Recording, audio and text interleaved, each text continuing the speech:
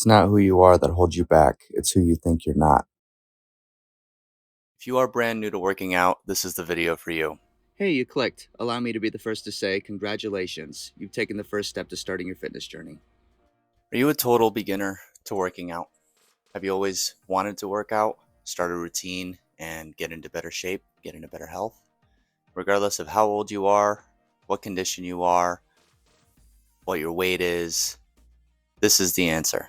I believe that anyone can exercise anywhere at any time, and your body weight is the only equipment you need.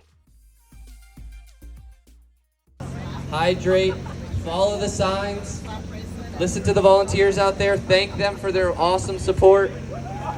In this video, I'll be going over very basic fundamentals that can apply to anybody who's just starting out in their fitness journey. Most trainers and gyms will charge top dollar for fractions of the information I'm going to go over in this video. My goal is to help people who want to be healthier and want to live these more fulfilling lives for themselves. I strongly believe that's what I was put on this earth to do. This video will be a very thorough, comprehensive, and detailed overview of everything you need to know if you're new to working out. I tried to include everything I've been through at the course of my 10-year career and all the knowledge I've obtained, the basic underlying key things that I know about the fitness world. And I want to share them with you for free because I believe everybody has a right to know them, and I believe anybody could benefit from this stuff to get a better life, to live a better life, to feel better in their own skin. I will have each section chaptered so it's easy to navigate this video. It's going to be on the longer side. Typically, I didn't want to make longer videos, but this one, there was no way around it.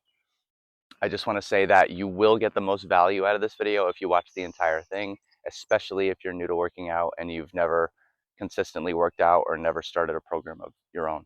It doesn't really help as much if you focus on one piece of this equation. You have to put all the pieces together and figure out what's best for your specific anatomy and your specific needs. It's called personal training for a reason, because it's personal and specific to your needs. Some segments are going to be more detailed than others, and that's okay, because if the interest is there, then maybe in the future I'll make separate videos for these other topics that don't go as much in depth as others that I go over in this video.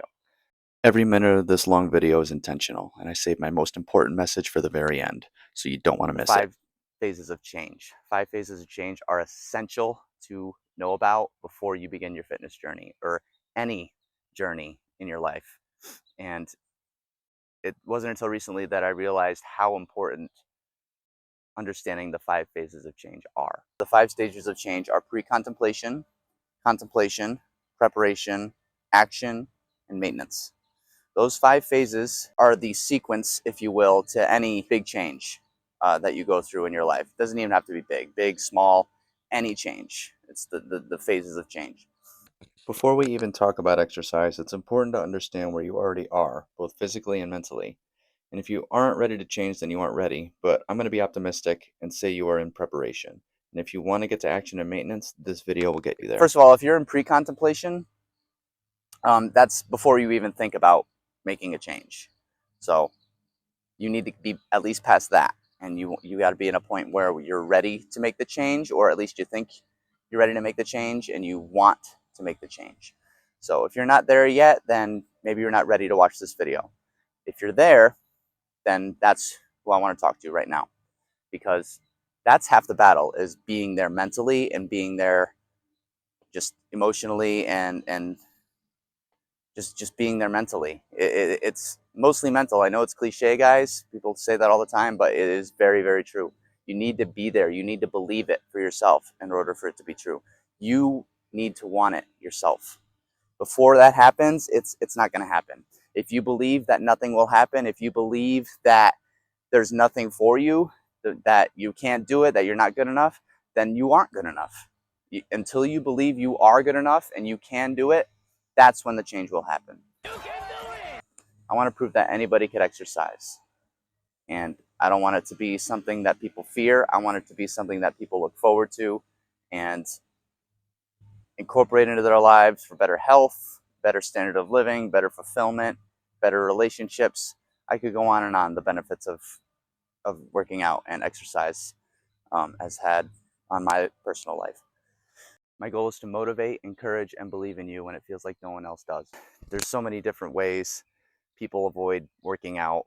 The ones that come to mind are not knowing what to do, not knowing where to start, not knowing if they could handle it.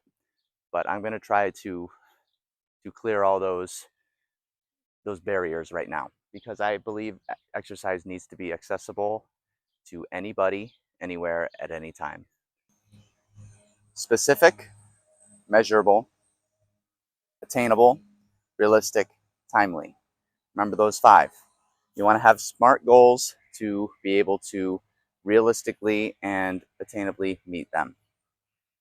SMART goals are essential to have, especially if you're new to exercise, if you've never done it before. So just take it in steps. It doesn't have to be overwhelming. It doesn't have to be intimidating. All right. I want to prove that anybody could do work. Anybody could exercise. You got to walk before you run. Everybody's got to start somewhere, and that's okay. The most important part of any new exercise routine is injury prevention, particularly for a calisthenic workout routine where injury is far less likely to happen due to no load. Therefore, calisthenics are overall much safer than other forms of resistance training than, say, weights, especially for the beginner. I'm going to primarily focus only on calisthenic movement, which is basically just body weight.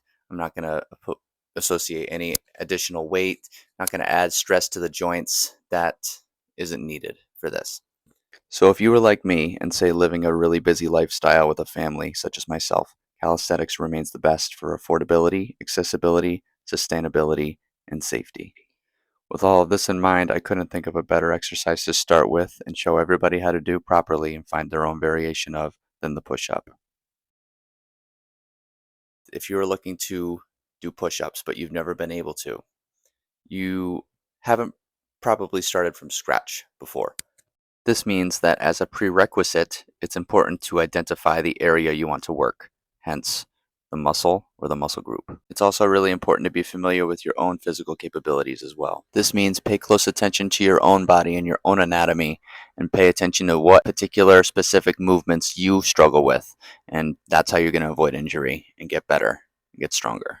One of the biggest benefits to exercising is to find that relief from that discomfort, not to feel trapped in your own body. Get an association with where you want to feel the movement. Basically, any pushing movement is associated with your chest and shoulders. Focus first on your posture. Even if you're seated or standing, notice my back. Okay. My shoulder blades are back. I'm not hunched forward. Nice and tall. If you're going to learn how to do push-ups properly, master these first. Keep your elbows in a natural position. Try not to flare them or keep them super tight. Keep them neutral. You want to not force this. It should be natural. The same way you naturally push seated or standing is the same way you're going to naturally push on the ground when you're doing a push-up.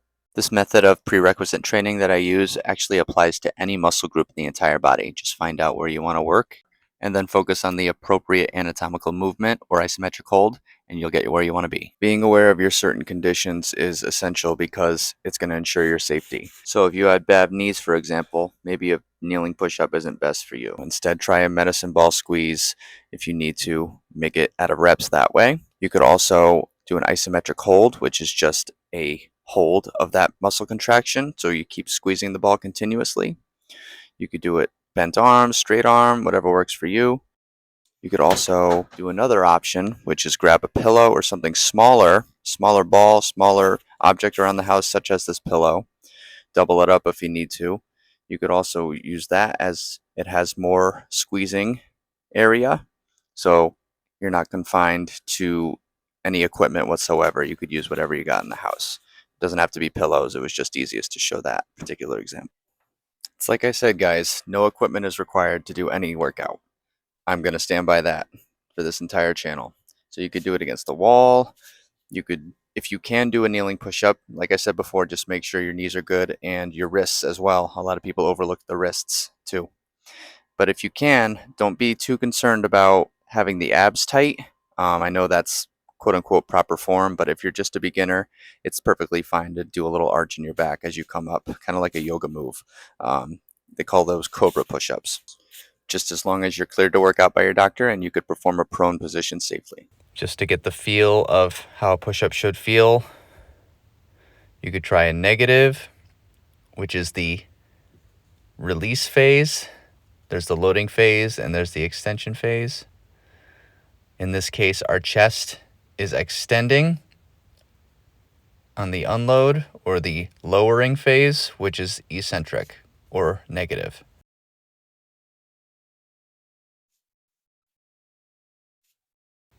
So it's just the negative motion, the eccentric motion to the push-up. The important part with any exercise, not even just a push-up, is feeling confident doing it. So you got to find a variation that you're comfortable doing. Whatever variation works best for you, practice over and over again, and I promise you it will get easier and you will get stronger and you will see results. It's all about trial and error. So to recap, if you have minimal to no issues with your wrists, shoulders, lower back, knees, or toes, any of these options are safe to do. So starting on the top left with the prerequisite movements, right? Especially if you are a total beginner, you've never done this before, get a feel of how the muscle feels, and then move down to the floor variants. You could also try it on the wall. You got the arrows signifying going in or out to add resistance or take it away. You could also try a ball squeeze if you do have those issues. Let's talk about acronyms for a minute.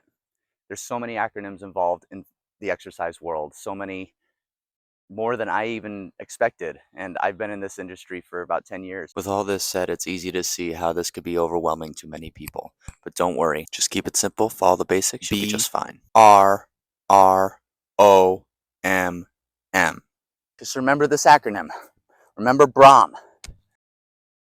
Breathing, resistance, range of motion, and what part of your body is moving and what part of your body is not. My breathing, normally you inhale as you load up, exhale on the unload. Actually, since this video is for specifically beginners, it would make more sense to go over the last one first. Focus on what is moving and what is not. Just what is moving during an exercise is equally, if not more important than what isn't moving. All right, so this could also be called fixed points and mobile points. So you got to focus on something that is fixed and something that is moving. So that all goes back to knowing what the insertions and origins of each muscle group are, but that's more of a scientific and more in-depth video. So that goes beyond the scope of this video. So that's for another day. The goal is to keep it simple in this one. Before I continue here, it's essential to understand the different types of muscle contractions. So let's begin by going over the 3 different types of muscle contraction. Concentric is the shortening phase of the movement, where you guessed it, the muscle shortens, also known as the positive contraction. Isometric is the non-movement phase, otherwise known as the stationary contractor. And as we went over before, eccentric is known as the lengthening phase or negative part of the movement. If it's an isometric exercise, obviously nothing is moving. So you got, oftentimes you'll see people in the gym or people who are big fitness guys or gals in the gym, and they'll focus on, you know, oh, I can move this much weight or I could do this movement with this weight, but they don't think about the sloppy form and like the kipping if it's like a pull-up or, you know, stuff like that. So if you think about it, like, okay, I'll go off the pull-up example, right? If you're doing a pull-up and you end up swinging or swaying, there's a lot more to a pull-up than just working your back, okay? You want to keep everything still, so it works the abs, it works the glutes, everything works together. The contraction of the other muscle groups works in unison with the muscle that's moving. All right, same with a push-up. See, I'll do a makeshift push-up on these rocks here. Let me get this bag off here. So like if I'm doing a push-up, right? And I'm all like floppy here. Obviously I showed it in this video, but that was just to kind of get the movement down. All right, it's not just my arms. It's my abs, it's my legs, it's my hips. Everything is working at once. So I wanna make sure my whole body is as solid as a rock except for the bend of my elbow. Okay? Your whole body works together as one. Just remember, one of my old coworkers told me something that resonated with me. Your body is all intertwined. Every muscle is intertwined. It's like a net, not a puzzle. Okay, so it's all a big network that works together. So you can't have one muscle group working and not have it be affected somewhere else in your body. There's also other important things to take into account when it comes to exercise overall. It wouldn't be an overall exercise introduction beginner video without mentioning static and dynamic exercises. A static exercise would be like an isometric, such as a plank or a wall sit. A dynamic exercise would be something like a burpee or a push-up, something with an eccentric and concentric phase. All right, something that's movement based. Just these are just basic terms that you should be familiar with. It's also important to mention levers. All right, so give you an example. If I were to do a push-up, right, I'll use as basic as an example as possible. The reason why the regressed version of a push-up is on your knees is because it's a smaller lever. Once you go on your toes, that makes the lever longer. The longer the lever, the more challenging the exercise is because the more resistance it puts on that muscle group. So I could go more in depth on this, but I'll just keep it simple for the purpose of this video. Inhale, eccentric. Exhale, concentric. Okay, that's not always the rule of thumb. Just don't be overly concerned with the breathing. Just let it be natural. Okay, it's not really until you get into the really challenging exercises for yourself where it starts to matter more. But until then, just keep your breathing steady, in through the nose, out through the mouth. Next is resistance. Okay, what is the cause of resistance? Which means what is causing you to build the muscle? For this example, using this push-up, right, the resistance would be my body weight, as with most calisthenic exercise. You come down and exhale. Okay, the resistance is my body weight, the weight of my body. Say I'm doing an isometric, which is just a hold or holding halfway. Again, the resistance is my body weight. Say I'm doing the prerequisite movements. All right, say I'm just trying to feel the engagement of the target muscle group. Okay, the resistance is my arms coming out. Okay, that weight is away from my midline. The weight of my arms is away from my midline. Therefore, there is resistance from the weight of my arms becoming further away from my midline, which is here. Right now, my arms are at my midline. My arms are away from my midline. Okay, so here, that's why usually in the loading phase, you don't really feel much resistance, especially if it's your body weight. If you go here, you're gonna feel the resistance, especially if you have a resistance band. All right, say we're talking about a resistance band. Say I'm holding a band in my hands. If I'm here, there's really not resistance because the band is not tight, it's loose. If I push out, the band is tight and there is resistance, okay? Which the resistance is coming from the tension of the band and my arms coming away from my midline. All right, weights are the opposite. If I'm holding, say I'm holding weights in my arms, okay? Now, gravity also comes into effect here, okay? Because if I'm holding weights, I push them out, resistance is going to be pulling downward, in which case I'm going to feel this here in my shoulders. If I wanted to feel it here in my chest, I got to go with gravity, which is here. All right, so say I'm holding weights in my hands. All right, this, because due to the frame of my body, I don't feel any resistance holding the weight. If I press up, all right, actually here, if I'm at the top, I don't feel much resistance either due to the structure of my body.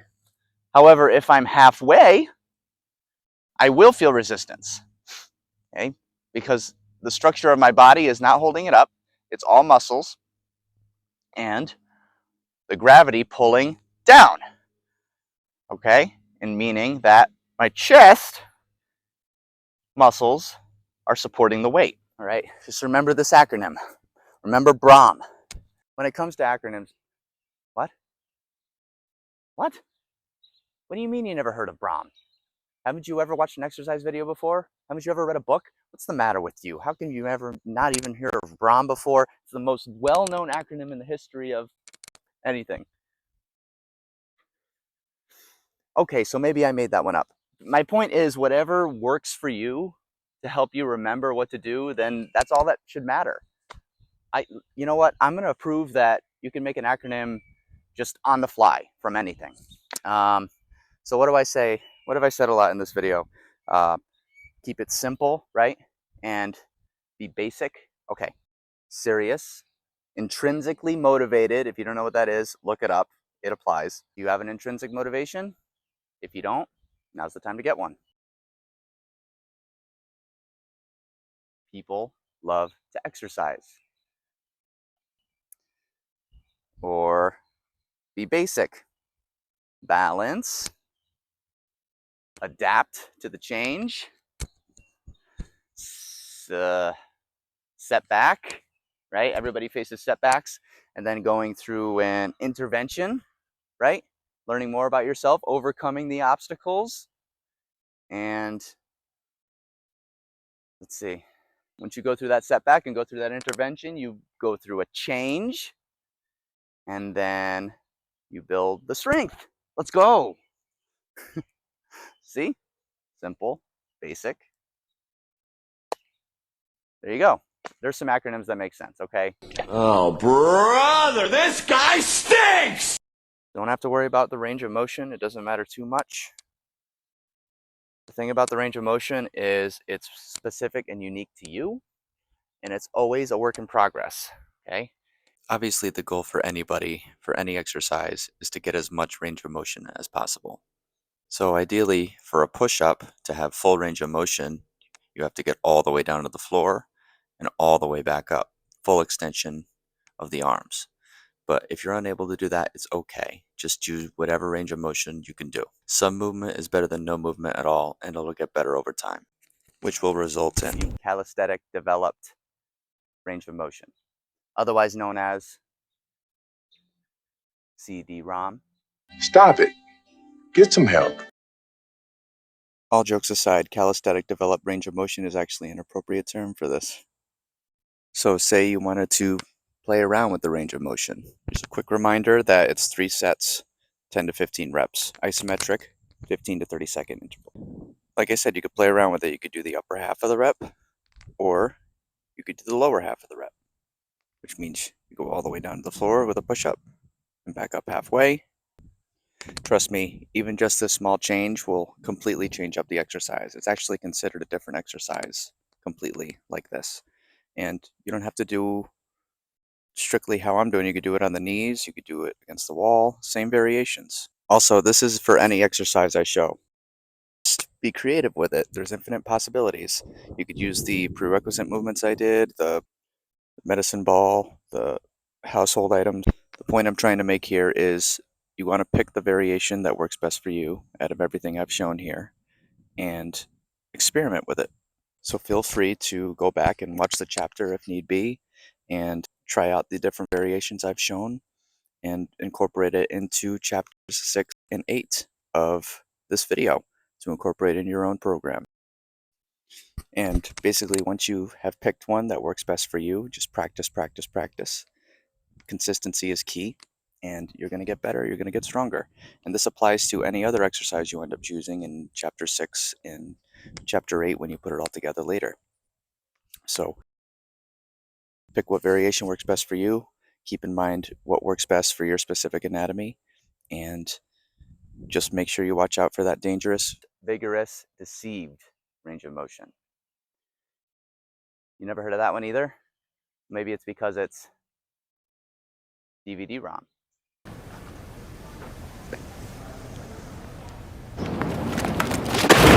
I was going to make this certain topic a separate video, but it would be unfair of me to leave it out. So this will strengthen your mobility.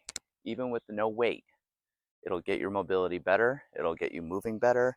It'll get you doing exercises that your body is not used to. So it's going to activate all the muscles that are overactive and underactive in your body. So doing movements that you don't normally do, for example, will activate those muscles that are underactive. They're known as underactive, meaning that they have weakness in them compared to the ones that you activate regularly, depending on your lifestyle, your occupation, the way you live. For example, the most common example that I've encountered and most trainers encounter are people who sit a lot for their jobs. They're seated and they're a little hunched maybe, whether they're typing, and all the muscles in their chest, that would mean that they're activated. So see, that this is what I've been showing. If I do this, or I'm typing, my arms are in front, meaning my chest isn't engaged and activated. Okay, so say I'm seated at a desk. I don't have a chair, but I don't need one for this example. So it's just natural to sink in, sink down lower, and have a posture that's not straight. So it happens to me too. It happens to everybody without even thinking about it. If you sit for a long period of time, you're automatically gonna droop down more. All right. So if you're intentional and you concentrate on your posture and you simply just bring your shoulders back, all right, just practice that. Seated, all right. If you're here, you notice you're doing it, it's just gonna take practice. Bring it back and squeeze. Bring it back and squeeze. Okay. That's a rep right there. So even once every hour, just do 5 to 10 reps of this, and that's all you'll need. You'll see a difference even from that minor change. This is such a common issue with many people, particularly here in America. They work a sedentary job and they don't know how to maintain proper posture and maintain their back safety. Back injuries are so common. So actually, it's good timing because I just took my continuing education for my job. I work as a custodian in the schools. We have to do this annual back injury prevention training. So it's actually really good timing. So I want to pass it on to you guys as well, and maybe you could learn something from this too. It's such like a small thing, quote unquote, but it goes such a long way. I want to show you how to be able to pick and choose your own workouts based on this video here, based on these basic movements, and based on what your limitations are and what your abilities are. So I don't expect you to know what they are, especially if you're a beginner to working out, but this is what I want to make this video for. I want you to kind of step out of your comfort zone a little bit and figure out and experiment what you're capable of, and what you're able to do and what you're having problems with. And that's okay. Everybody has certain things that they have challenges doing, including myself. Big time, actually, myself. So it all depends on what your goal is. It doesn't have to be this huge, vast variety of exercises. It could just simply be one of each of the parts of your body that you choose to work. In my experience, I've trained some athletes, former athletes, and sports-specific training methodologies. And I have to say, I'm going to let you guys know right now, if you don't already know, sports-specific exercise and training and methodologies are not necessarily what's best for you. I know that's hard to hear, but hear me out. it's hard because it puts unnecessary stress on the same muscle groups that you use for the certain movements. So I'll give you an easy example. The first one that comes to my head, my neighbor next door to me, he is a pro golfer, or a former pro golfer. When he told me he can't even play anymore, I asked him why, and he said it's because his shoulder. It's too many injuries to his shoulder. So even for a sport that's not as physical, such as golf, still could be equally as risky and make you prone to injury. So it makes sense if you do one movement, right? Say he's right-handed, right? You're gonna keep doing this movement. Eventually, that repetitive movement is gonna make certain muscles overactive and certain muscles underactive. So it's all about muscle balance, like I went over before. So inevitably, overuse of one muscle leads to injury, and then it leads to underuse of other muscles. So now he can't even play anymore because of that. And I'm not bashing him for that. I'm just using him as an example because golf is not a vigorous sport. It's not a contact crazy sport. It's not very strenuous like a sport such as football, for example, or soccer. I'll say football for it's an international platform. I'll say football. Relieving muscle imbalances starts with strengthening opposing muscle groups. Just to clarify here, I'm not saying this to discourage anybody from any physical activity with repetitive movements, or sports for that matter, just to keep in mind what the agonist and antagonists are You could in talk your own about body. the agonist muscle groups and the antagonist muscle groups. Keep in mind that any muscle in your body could be the agonist or the antagonist. If it's the agonist, it's the prime mover or the muscle that is doing the work. So you want to make sure you know what the antagonist or opposite muscle is to strengthen. You're sitting all day or most of the day for your work, sitting at a desk, an office, what have you.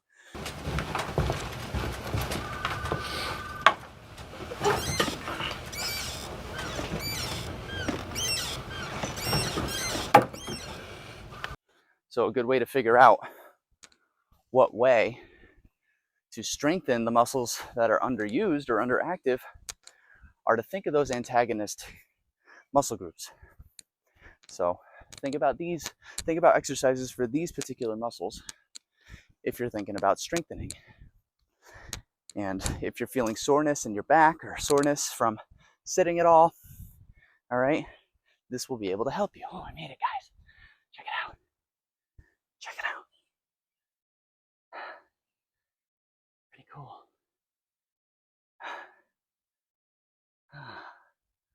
You made it to the top. Granted, it's not that high up, but and if you incorporate something very simple, very basic, you're guaranteed results. I guarantee you're going to see results. Even just doing this, if you go from doing little to no exercise or movement and you start doing this even 2 to 3 times a week, just say 15 minutes to a half hour each day, you're going to see a change. You're going to see a change. And the more you do it, the more you're going to want to do it because you're going to feel better about yourself. You're going to feel more confident. You're going to feel more capable. And it's going to happen, guys. Okay? The only person holding your back is yourself. Just remember that. There's 3 types of exercises. There's low, moderate, and vigorous. For beginners, focus on low to moderate. Okay, we're not going to get into moderate to vigorous until you are in the action and maintenance stages consistently. Those stages of change. And under vigorous activity is where you'll get the HITT workouts, which you'll see a lot on YouTube and all over the media, which stands for high intensity interval training, which is short bursts of explosive and vigorous movements. And remember also the FITT principle, which stands for frequency, intensity, time, and type of exercises. I know it's a lot of acronyms, it's a lot of abbreviations, but this is why I wanted to cram it all in this video so it's easy to reference, it's easy to find. If you need to address it or if you need to reference anything here, it's all timed out for you. I don't want you to feel overwhelmed. I want you to be able to access what you need in order to get where you need to be. To keep it as simple as possible, I used to tell my clients to pick a exercise for your legs, exercise for your push, such as a chest press, an exercise for your pull, such as your back, a row, and an exercise for your core, such as something that engages your abs or your hip flexors, anything in this region right here, just so you have that strong core and you're able to have that mobility there, which is the guideline and baseline for every other movement that you do for the most part. All right, it's time for basic program design for beginners. So it's going to seem like I'm throwing a lot of information your way, but that's because I am.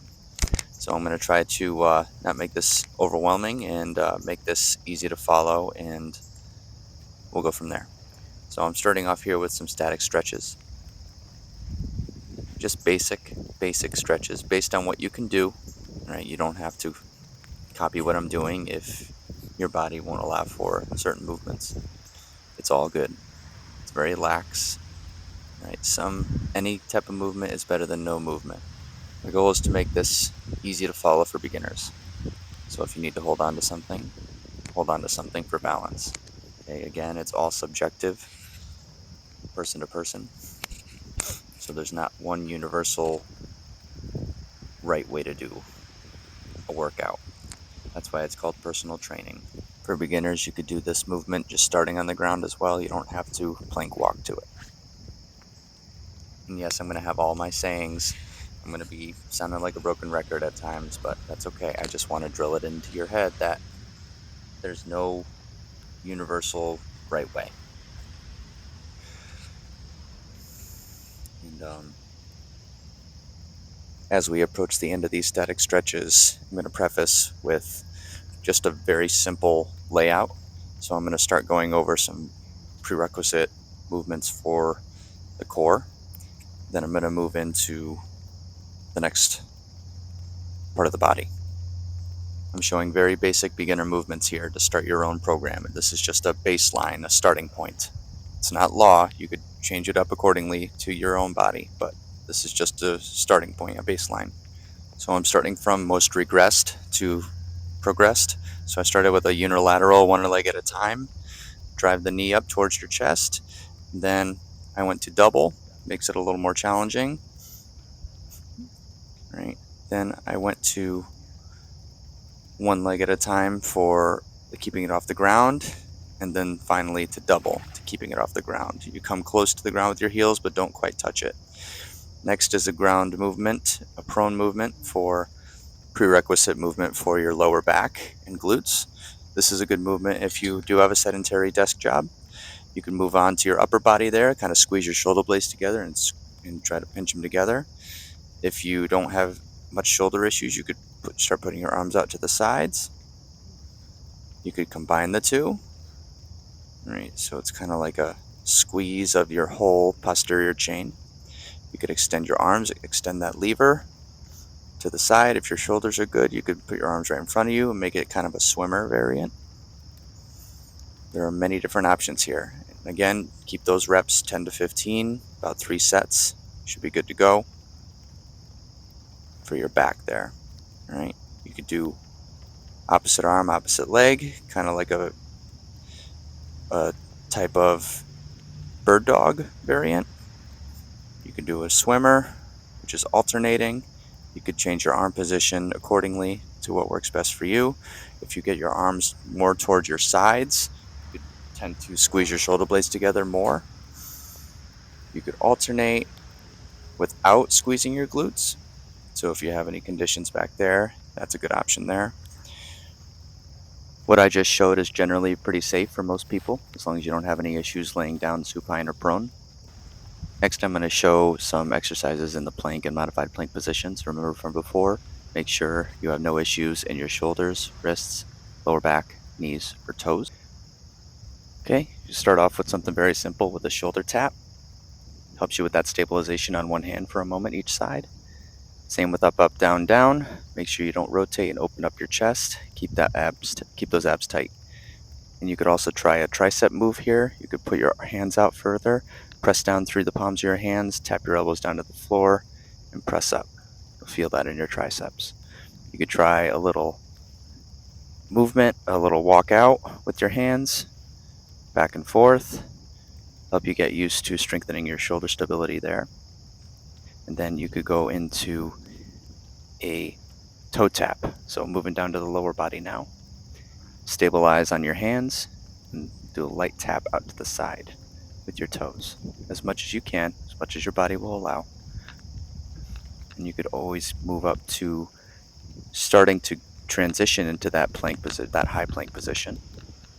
So if you're on modified plank, this could help you practice getting into a full plank. Next, you could do a shoulder stretch if you need to. That's a good shoulder stretch right there. But you could also work into a pike, right?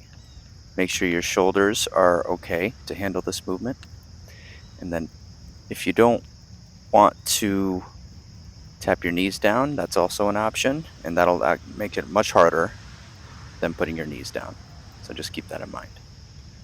So kind of get to a point where your knees are close to the ground but don't actually touch. You could do a seesaw motion as well. The further forward you lean, the more you're going to feel it in your shoulders. So just keep that in mind. Obviously, you know the modified push-up. We've been over those. And then you want to go and make sure this next part, this is a very good glute movement, prerequisite movement. Okay, kind of like a mule kick, one leg at a time. Standing on up now, we're going to start with the squats. Very basic. Go as low as you can go. All right, it's very subjective, like I said. Just go as low as your body will allow you to go. You could even get a chair and practice sitting in the chair and standing back up. All right, do a little toe touch there. Practice bends. It's very similar to real life movements where you say you drop something, you do a rotational reach. Right, it happens to me all the time. I drop stuff all the time, so it's good to practice picking stuff up, especially if you are not used to those movements and moving around that much. Right over here is a glute bridge. All right, so breaking the glutes from a supine position rather than a prone with the mule kick. You can try one leg at a time through your heel if you can handle it. It is more challenging, obviously, than the double foot. For the next movement here, it's important to make sure your shoulders and your wrists are in good condition. Otherwise, you might put yourself at injury here due to the awkwardness of the position. So you're going to do a high glute bridge. So kind of like a crab walk position. Stay on your hands and drive your hips up as high as you can. You get them higher than as if you were on your back doing this movement. All right, if you really want to challenge, you could try to keep your hips up and do a marching movement while keeping your hips up. The higher the hips up, the more engaged the muscle group is, making it somewhat of an isometric. All right, you could also do a side plank on your knees, so it's not as challenging as on your feet. Kind of do a hip drop, down and up. You could do a reach through. Obviously, you want to switch sides as well. I'm just doing it this way so you could see it better. If you really want to challenge, you could try to go up on your feet, increase the lever size. Okay, again, you're going to start seeing more of the principles. This one I would not recommend. That one's challenging for even myself. You could do a clamshell instead, right? It's a lot better for your abductors and your adductors there, squeezing it through. You could even just do a little leg extension there, okay? Having gravity work it from the top. So there are infinite options in exercising, and that's what I want you to understand. But that could be off-putting to some people too. So just kind of pick one of the variants that I'm showing for each part of the body and stick to the 3 sets of 10 to 15 reps, and then go from there. Try that 2 to 3 times a week, and you just stay consistent with it, and you'll be good from there. Now this section here, if you've never worked out in your entire life, I want you to start with this. This section is particularly good for seniors or people with many conditions but are still clear to work out, especially if you are a bit heavier or if you have some issues with standing. Try this tiny workout first before you attempt any of the others from the ground. So just do a toe touches, 10 to 15 reps, very simple, then into marching. If you need to hold on to something for balance, please do so, and then into squats. Okay, again, you could get a chair to help you out. Just sit in the chair, stand right back up again. This is all just for your benefit. It's all going to help you. The more you do this, the more you'll adapt, and the more movements will feel more natural to you. Anybody could exercise, so I want you to ease into it with that. I have some more footage of other movements I filmed as well. I might as well include them too. So when I was training at BDX Fitness, which is the corporate park gym that you've seen clips of already in this video, I had a client who was a senior, an older couple. They were the sweetest people ever. They were so, so nice. This is one of the things I did with them. So they had trouble getting up and down in the morning. So from whether it be seated or if, God forbid they fall or something, this is good to practice. So I had them practice getting up and getting down from the floor. And that really seemed to help them. All these other movements here are basic other options if they have trouble with getting up and down from the ground. So it never hurts to try different things, especially if you struggle with certain movements. Feel free to try, like, even half getting up off the floor. So you can do it. There's nothing more freeing than being able to move the way you want to move. To do that seated would be to simply try a V-sit. Okay, so you get down here, put your legs out. All right, even if you want to start off with your arms behind you, you can. Okay, and just practice one leg at a time. Okay, one leg at a time. All right, eventually you get to a point you could do two legs. All right, you could just lift or crunch. Okay, there's infinite possibilities. You're not limited to one movement. It's what you can do to start, and you branch off from there. Okay. So another way you could do it, if you want to work the shoulders more, is to simply just put your arms up and hold. Okay. And trust me, if you hold this long enough, you will feel it. And remember what I said earlier in the video, you want to engage whatever muscle group you're trying to work. Okay, so if I'm trying to work my shoulders right now, my shoulders are engaged. All right, my scapula is pulled down and my shoulders are engaged. Okay, I'm actually trying to imagine as if I'm up against a fence right now. Okay, or even you can actually do that if you have something to lean up against. If you want to start there, you can. Hey guys, we'll get to the next section in a moment, but if you guys made it this far, this video took a lot of effort and time to make. It really pushed me beyond my comfort zone and challenged me, but that's a good thing. That's how we get better.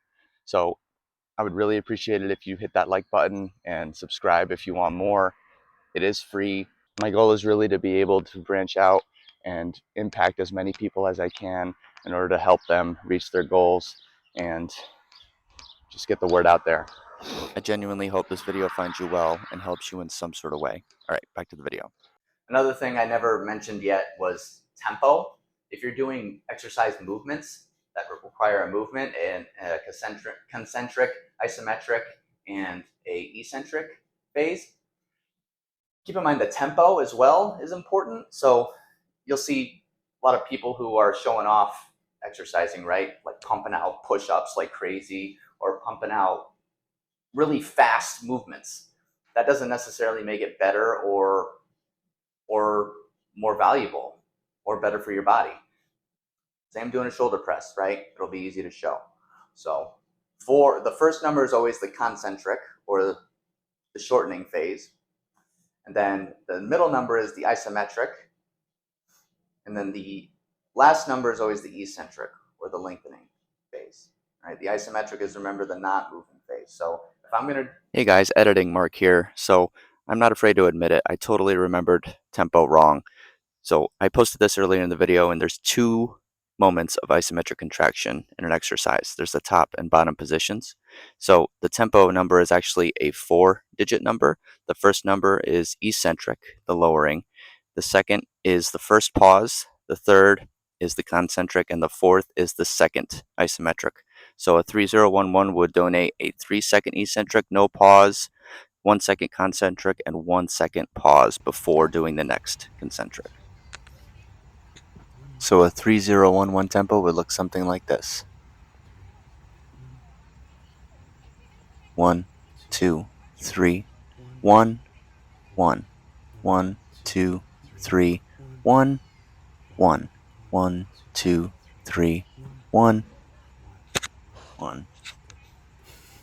So experiment with the tempo, and you'll find that the higher the number, which means the slower you'll go, the more you're going to feel it, the more the muscle's going to work, the more contraction you're going to feel, the more lactic acid buildup there's going to be.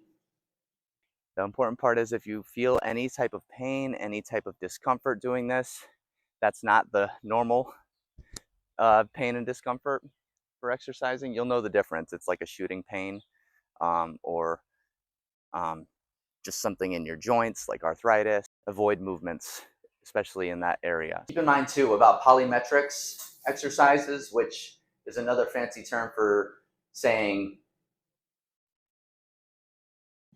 jumping movements and impact movements such as burpees and jumping jacks. If you have a hard time doing those movements because of your knees or conditions or whatever it may be, there are other options. So just know that you don't have to destroy your knees if you already have bad knees. There's always another option. And this applies to any exercise you do. If you feel held back by your age, weight, any other condition you got going on, don't be discouraged. There's always other options. I had a client I was training one time. He had scoliosis. He had multiple disc problems in his lower back and surgeries. He couldn't handle supine position. If you don't know, there's supine position, there's prone position. Supine position is when you're laying on your back. Prone position is when you're laying on your stomach. He couldn't handle anything supine, so I had to modify everything because of it. He couldn't handle a plank position or certain seated positions as well. So because of that, I had to modify exercises for his hips and his glutes to make that area stronger. So in turn, if that area gets stronger, then his back can get stronger. So remember, above all else, injury prevention is number one, and tightening the bolts is important as well. If you don't know what I mean by that, basically, if you have muscle weakness anywhere in your body, if you work out, add weight, add resistance exercise, it's only going to make those certain areas stronger. Hence the name, tightening the bolts. So it's the same idea. Think of your body as a machine. Think of your body as fuel. It's your number one source of mobility and moving effectively and being able-bodied. With all of this in mind, the exercising with the least risk possible is isometric. Don't think isometric is not an option. Isometric has a lot of value. I worked at a gym before where they had something called the FITT. So it was basically this machine where you could put your body into any isometric resistance position. It's hard to explain, but basically you really don't need that machine if you know what part of your body you're working and you know what muscle group you're working. So, but that'll make more sense as you you get more into your own routine and you understand your body mechanics further. But I was also saying that another big advantage to calisthenic exercise, besides being low risk for injuries and accessible, is it's very sustainable, meaning that it's versatile and you could do it whenever you want, however you want, anytime, no matter who you are. So that's what I love about it the most. And if you know, if I don't ever feel like I need to be locked into a gym membership. Yeah, as long as you know what to do, your world is your gym. If I feel like doing 5 sets of push-ups, I could do 5 sets of push-ups anytime I want to do it. If I feel like working out, the earth is the world is my gym. So that's what's awesome about your body and your body weight. It's just a matter of knowing what to do, and that's what I'm here for.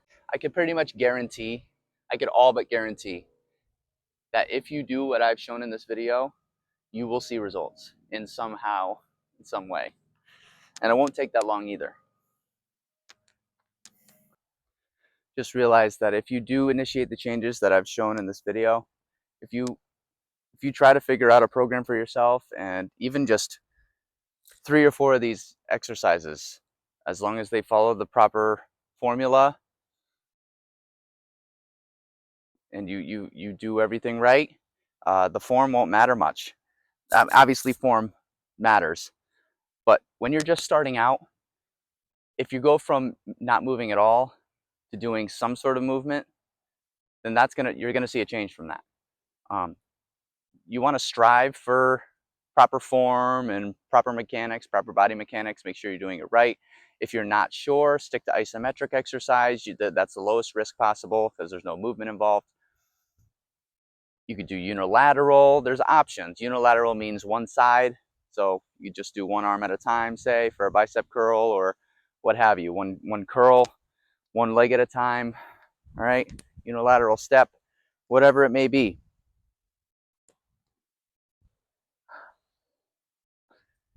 Just the number one thing is to make sure you're safe. And if you're moving or doing something, if you're working muscles that normally do not get worked, you really can't lose, especially if you're not moving. So, and you just don't want to make it too extreme. You can't go 0 to 100. You have to walk before you run, and you have to listen to your body. You have to listen to the cues from your body. Okay, so just work slow. So I would start with, if you're not doing anything right now, start with like 15 to 20 minutes tops. Okay, just split up the body, 3 sets, 10 to 15 reps. Okay, doesn't have to be crazy.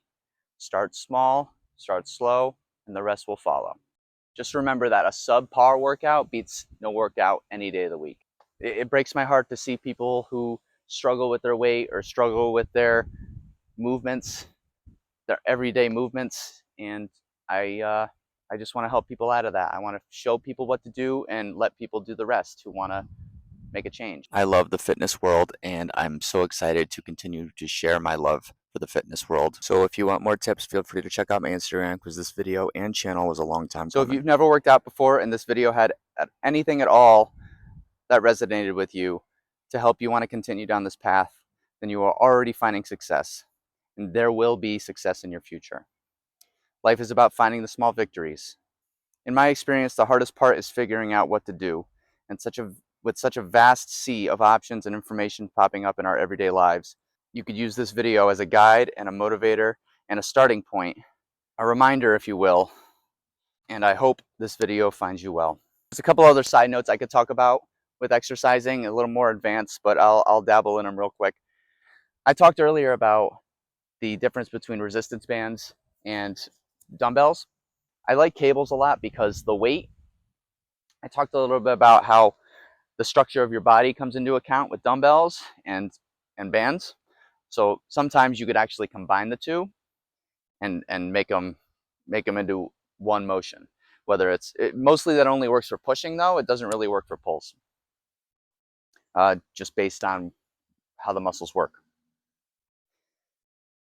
But when it comes to cable training, cables I like because the weight is constant the entire length, the entire range of motion. As you could see here, also just changing up the angle of the anchor point where the weight is coming from changes the exercise completely. When it comes to program design, I'll talk a little bit about that more for myself, if you're interested, if you even care. Right now, but like I said, I've been working out since I was 14, on and off, but I'd like to think it's been more working out than not working out. So throughout life, there's changes, obviously. Everybody goes through changes. So when I was in high school, or when I was 14, that's when I started. So my whole reason, big reason for starting was I did wrestling in high school. So at that point in time, I did exercises. I started off with a trainer, believe it or not, and we talked about exercises that may help me in wrestling. At that point, I had no muscle. I was maybe 100 pounds, all skin and bone. So at that point, any exercise was advantageous to me. So maybe that's a bad example, but basically it opened the gate to exercise, the exercise world for me. It gave me that passion. It gave me that fire. It gave me that interest and love for exercise that I have today. And I could never, I couldn't be more grateful for that. I'll use a better example. So a few years ago, probably around when my daughter was born, around like 2015, my brother-in-law and I were watching American Ninja Warrior, and we found out that one of the main guys, his gym was not far from us. So we went over there to try it out, and we loved it. And matter of fact, he's still competing to this day. He's very much into it. He teaches at a ninja gym, and I'm very proud of him. I don't really do it that much anymore, but that doesn't mean I don't like it. And so that really opened up the floodgates to other possibilities to exercise besides just general health reasons, right? There's so many reasons to exercise, and I loved the ninja training, and I loved obstacle course runs, which you'll hear all about in the future, I'm sure. I love myself some obstacle runs. But I'm getting off track. My point is, when I was training for ninja, I would do a lot of calisthenic movements, obviously, because that's all Ninja Warrior exercise is in training. It's a lot of pull-ups, right? A lot of body weight, a lot of pulls, really. So that's what really gave me my love for calisthenics right there. But calisthenics is just, it's endless. It's endless. So I want to show everybody how amazing it is and how deep it can get. But my program design at that point was mostly pull-ups and just different movements, because you need to be agile in ninja. You need to be quick. You need to be flexible a little bit. It's all about preventing that injury. It all goes back to that at the end of the day. What else was I talking about? Oh yeah, even using now as an example, I'm hiking. I'm starting to get into hiking. I'm starting to get into backpacking. So I got to make sure my shoulders are strong enough. I got to make sure my legs are strong enough. I've never really been a big leg exerciser. I know, never skip leg day. I know, I'm working on it. So now I have a reason to. Now it gives me a reason. It gives me that motivation rather than just exercising for good health or getting my doctor off my back or whatever it may be. So and it's so much fun, guys. It's so much fun. I cannot express it enough. It gets you outside. Even in the winter time, I know it's like gorgeous right now, but in the winter time, it gets you outside. It builds your immunity up, builds your lung capacity. You feel so much better in every possible way.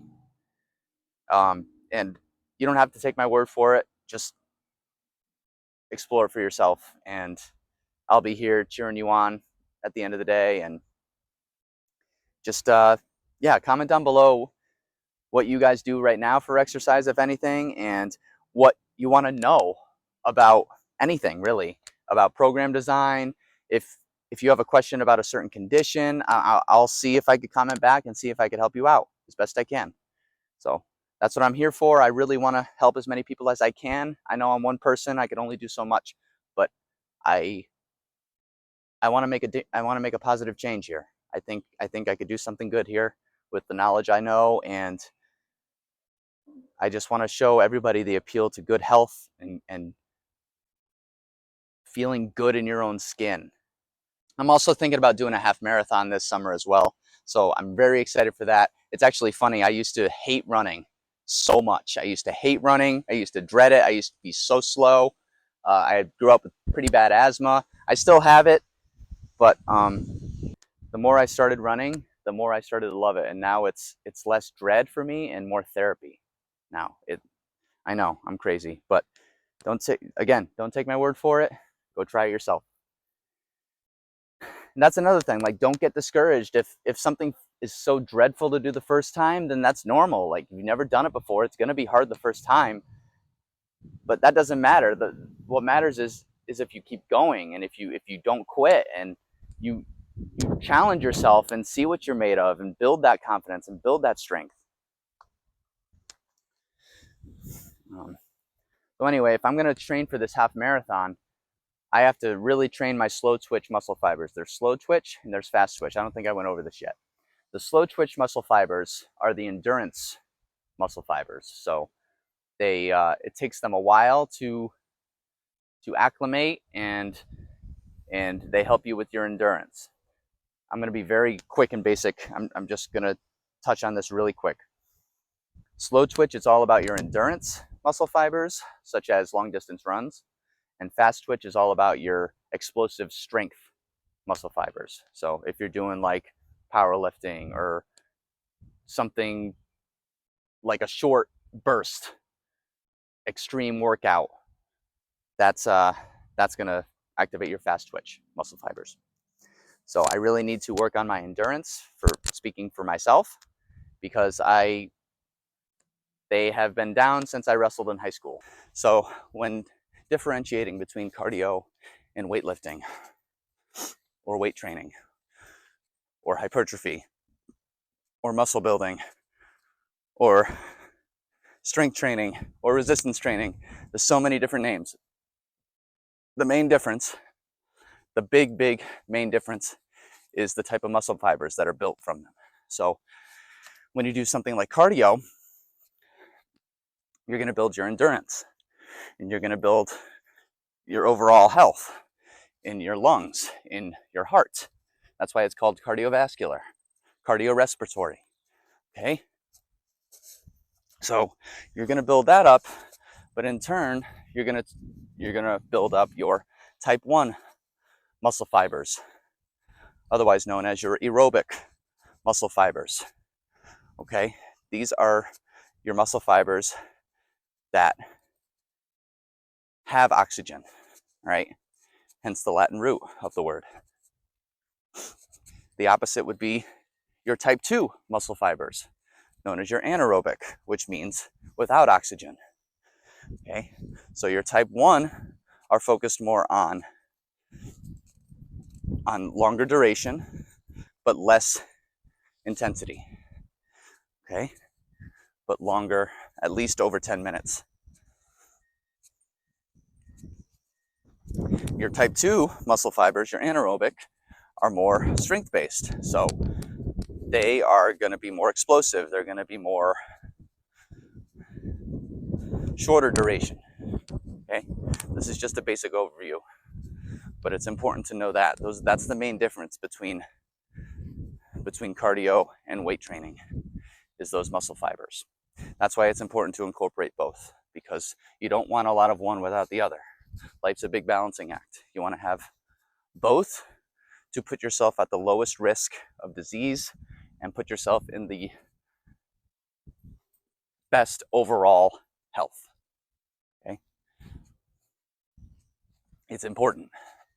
Also, in order to be coachable, it's important to be your own coach as well. So it's the stuff that you do when nobody's watching that really matters. And even for myself, it takes a lot at times. So keep that in mind. Don't give up and keep going. I'm currently half marathon training with Coach Bennett on the Nike Run Club app, and I couldn't recommend it more to anybody out there. One of the many things I've learned from him from my short time on this app doing the guided runs with him is greatness is already inside you. Coaching doesn't create it, it just brings it out of you. Think about it.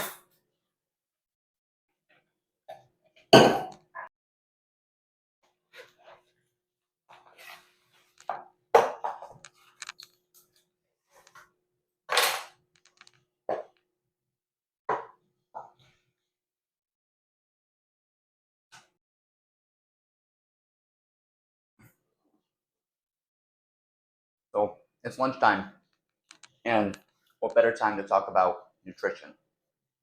This isn't a nutrition video. I'll be honest, nutrition is not my number one go-to expertise, but I do know enough about it to help people out as much as I can. Nutrition has never been a problem for me, and I'm going to tell you guys my secret.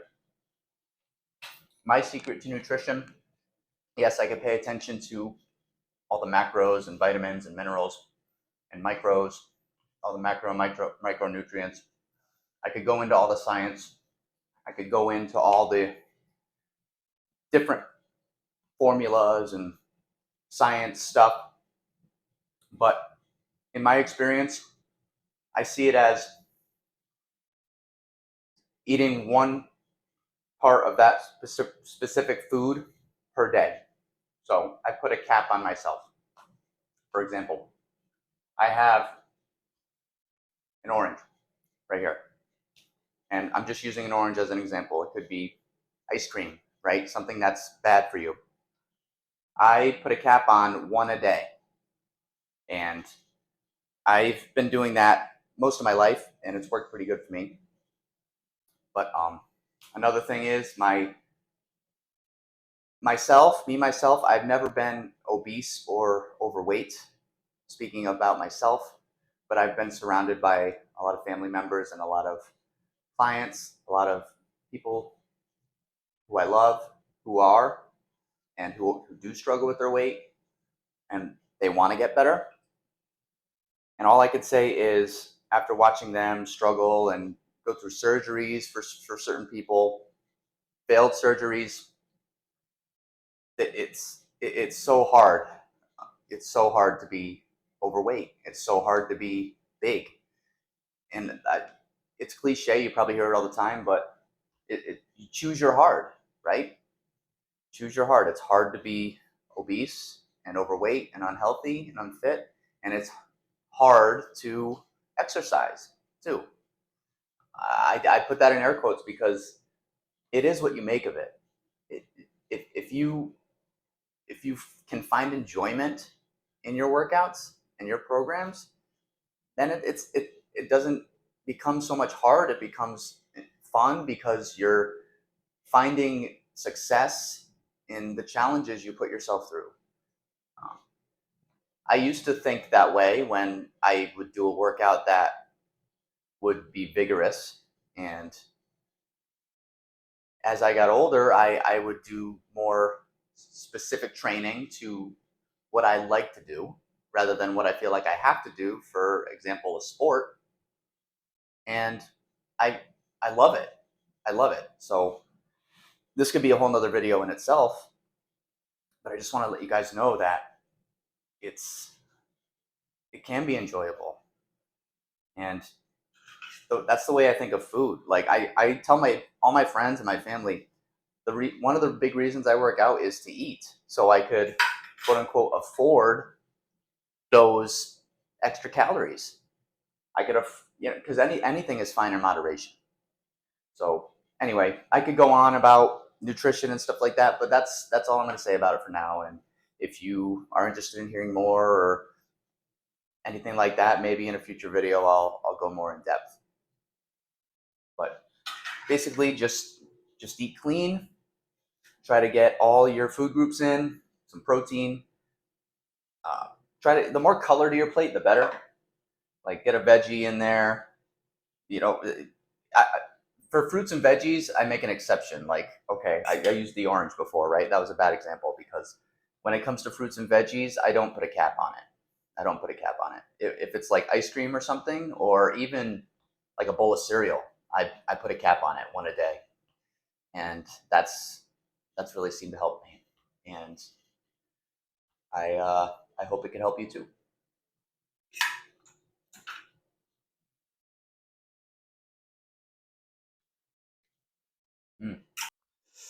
All right, yeah, I was talking about Jeremy Ethier's video. The general rule is you want to eat 1.6 grams per kilogram or 0.7 grams per pound of body weight of protein. So, for example, I'm about 160 pounds or 73 kilograms. So 160 times 0.7 equals 112 grams of protein. All right. You want to know your macros: protein, carbs, and fats. But don't even think about carbs and fats. Just focus on protein, especially for muscle growth and weight loss. Protein's the only one you really need to think about. Just because it is good for muscle growth, it is good for building strength, but it's also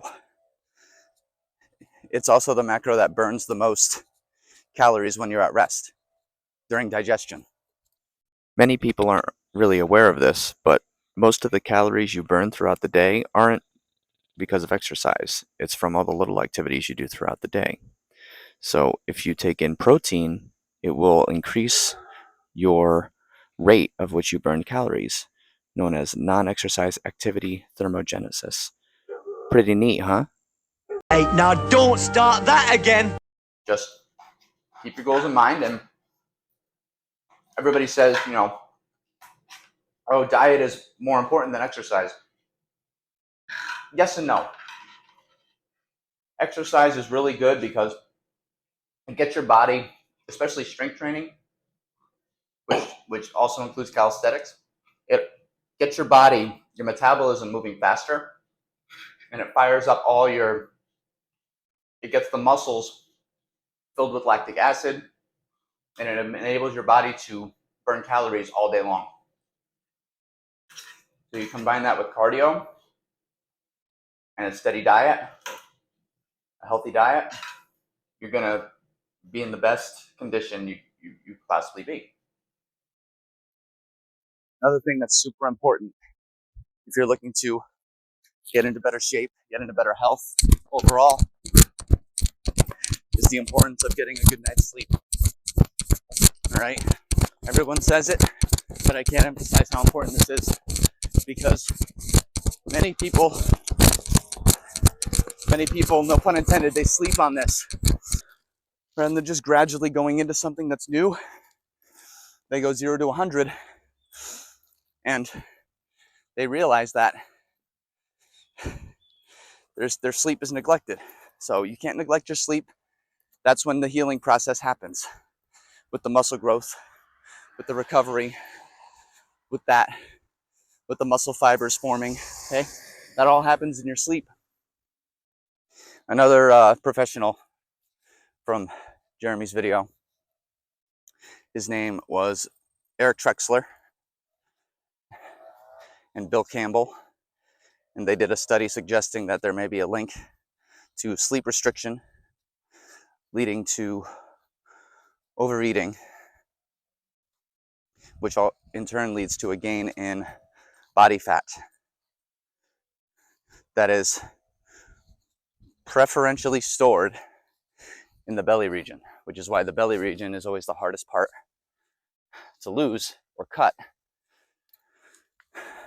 in fat loss and weight loss. It's always the last to go, usually. Your sleep matters. Another study was that testing sleep under a calorie deficit, which is burning more calories than you take in, isn't sustainable, which is why many people fail and they quit. And Lauren Conlon said this: belly fat is usually last to come off. On the other side of things, if you do get enough sleep, another common hurdle is overplanning, which in turn could lead to procrastination. It's practicing the little things that make a big difference. So if you're a doom scroller, just putting your phone away when you're going to sleep at night, putting your alarm on the other side of the room. Routine importance, routine. It's one of those topics, especially among the self-help community, that's very commonly talked about, but it's so important. Like, you need to have a routine. Routine importance is so important. In my experience, changing up and experimenting with routines is more effective than trying to plan something out once, say, and never getting to it. It's all about the lifestyle change. This is long-term talk. All right, you could try to plan something. You could be a planner. You could spend more time planning it than if you just did it. It would be done. Oh, Toby, come here. Toby. Oh my goodness. It's the pooch. It's the pooch Peral.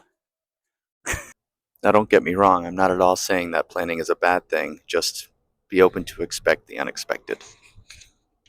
And that sometimes you have to improvise and to not get discouraged when things don't go as planned. The key is to just be patient and stay motivated. Exercise is the best form of medication. That's a quote from, maybe you guys know him, Conor McGregor, the one and only. No matter what you think of him, you got to admire what he's done. Poop NATO. You might be wondering why I'm making this in-depth, really detailed video about everything I know about just giving away all I know on YouTube for free. Well, big reason for that is it starts here. This is probably the highlight of my whole personal training career.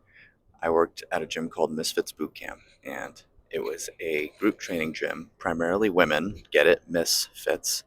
Anyway, I learned so much from working here, and one of the big highlights is the community aspect and just how kind and supportive they were all to each other.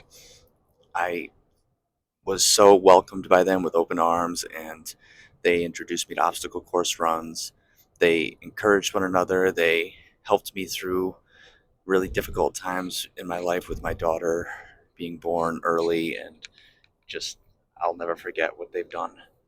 And this is what I want to do. This is part of the reason why I just want to give back and build a community of my own to help out people who are in need and help out people who are struggling with their weight or their health or their any certain conditions they have going on. Just know that I think everybody has the right to be in good health, and everybody needs to know the basic information that I'm going over here. To me, this video is the least I could do to help people. So I just wanted to let that be known. And I will never forget all the lessons I've learned from my time here. Even though it was only 3 years, it felt like another lifetime. I knew right away that this is what I wanted to do for the rest of my life when I was there. So if you guys are watching, anybody from Misfits, just thank you for being there for me and helping ignite this fire in me and ignite this passion that I have for the fitness world to help people in need, because health is wealth in every way, shape, and form. Don't ever be afraid of failure. Everybody fails. Nobody's perfect. And if you get your mind right, you won't be afraid anymore after failure, because you realize you made it through better on the other side, and you were able to adapt and overcome and improve. Something I repeated over and over in my head in high school as I wrestled was, nothing is a waste of time. It all starts here, guys. It all starts here. It's pretty awesome because I want to show people that you are capable than more than you could possibly imagine. Like, I'll just give you this quick example. I just ran a half marathon. And if you know me, if you knew me when I was young, like, you know how much I hated running. I was never a runner. I could never imagine myself being a runner, but it just goes to show that anything is possible. And the next video I plan on releasing, one of the next videos I plan on releasing, is talking about my running plan and lessons I've learned through running and through this whole half marathon journey. In fact, I liked running the half marathon so much, I'm going to do another one in October. So, and it's limitless, guys. If you want to do this, if I could do a half marathon, you could start working out and maintaining a consistent program. I promise you that. If you don't make it a habit, if you don't get to that maintenance stage, it's so easy to fall out of it. I'll give you an example. If you ever seen The Biggest Loser, that show, I think it was the statistic. I forgot the exact statistic, but so many contestants ended up gaining most of, if not all of their weight back from when they started. So if you don't make that a priority, that maintenance, that consistency, that discipline, that motivation, if you don't make that the main focus, failure is inevitable and relapse is inevitable. So just keep that in mind. It's a lifestyle, guys. I know people don't like hearing that, but it cannot be more true. It's a lifestyle change. Losing the weight's the easy part. Keeping it off is the hard part.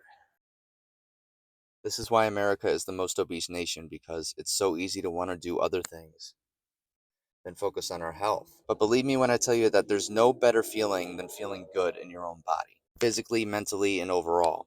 This is the most important step. So if you made it this far, leave a comment saying, I can do this. I want to see you say a comment saying, I can do this, because you can do this.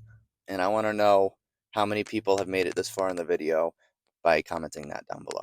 And remember what I said in the beginning, putting all the information together in this video and making it work for you is the key to success. Take it one step, one chapter at a time. Take what you can from it and leave the rest. Take what applies to you and leave the rest. In conclusion, the hardest part is going to be to just start. Try to find the exercises that work for you that I have shown in this video as a baseline, a starting point for you, and practice over and over again, 2 to 3 times a week. Move it up over time and grow your abilities. If you grow your abilities, you'll build your confidence. If you build your confidence, you will be successful. Just pay attention to your body and obviously make sure you're approved by your doctor. I wonder how many times I've said that in this video. You want to be approved by your doctor because, you guessed it, injury prevention is the #1 reason for working out. And building strength and mobility is your goal. I know you can do it, but you need to know you can do it too. Make sure, like I said before, if you have any comments, if you have any questions that I could possibly help you with based on your own personal goals, your own unique anatomy, your own unique conditions, please feel free to let me know. Comment down below, and I'll do my best to get to your comment and help you out the best way I see. So anyway, hope you enjoyed this long, drawn out video. I know it's been a constant throw of information your way, but I think it's important to know all this information, especially if you want to start your journey. You can't truly start something unless you understand it fully. So this is the key right here. Motivation, discipline, and consistency. All right. So once you build that confidence in your head that you can do it, then that's all you need, guys. That's all you need. Think of the phases of change. I started with those because they are so important. Everything in this video is so important, but that I wanted to start with for a reason. Okay. So choose what phase of change you're in and figure out what it takes to keep going.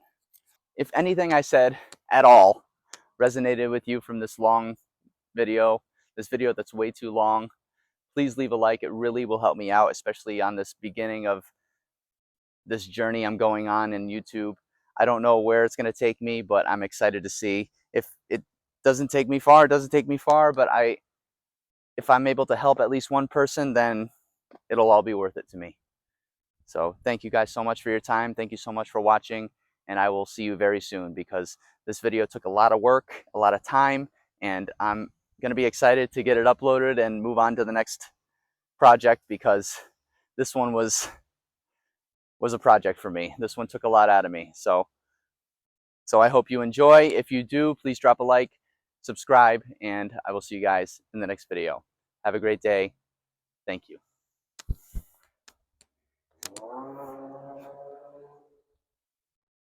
Also, if you're interested in more about me and about what I do, check out this video right here. If you are interested in a challenge, a recent fitness challenge that I just put myself through based on what I already do in my own routine, click right here. I'll see you guys in the next one. Take care.